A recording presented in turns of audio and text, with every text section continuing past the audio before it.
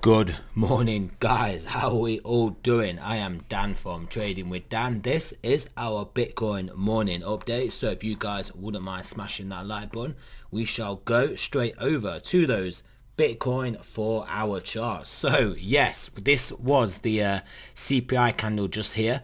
As you can see, we had a bit of a sell-off on that initial 9.1% number, but then we did get a rally back up, which is obviously interesting to see. Maybe the market is thinking that is the high tick for inflation. Maybe the Fed rate hikes have been priced in. Who knows? But yeah, as we can see, we have potentially put in another higher low relative to these lows, and then yeah, I mean, if we can put in another higher high, that could catapult us through this resistance. That is obviously the bullish case. The bearish case is that we are just top and tailing a few people in this market.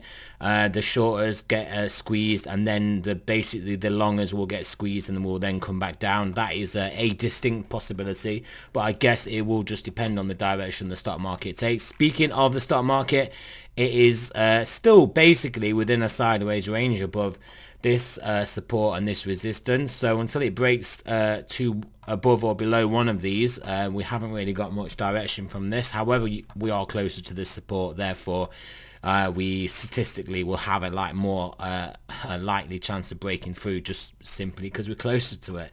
The DXY wrecking ball, higher and higher and higher.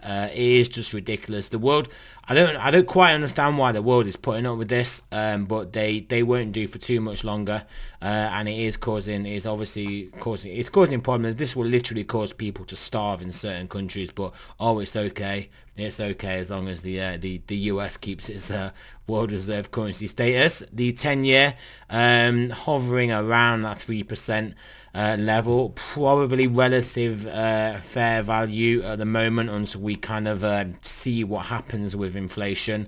Gold absolutely trashed down here, looking to try and print a 16 handle, which would be pretty crazy to see, to be fair.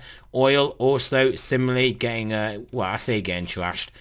It ain't that bad, and this is kind of the level that we're looking at coming down to, and then if we break below here, then yes, down to here. But this was a level that was looking relatively obvious as a target, and like we were saying all the way this, everybody is long this, thinking that it was going to continue onwards and upwards.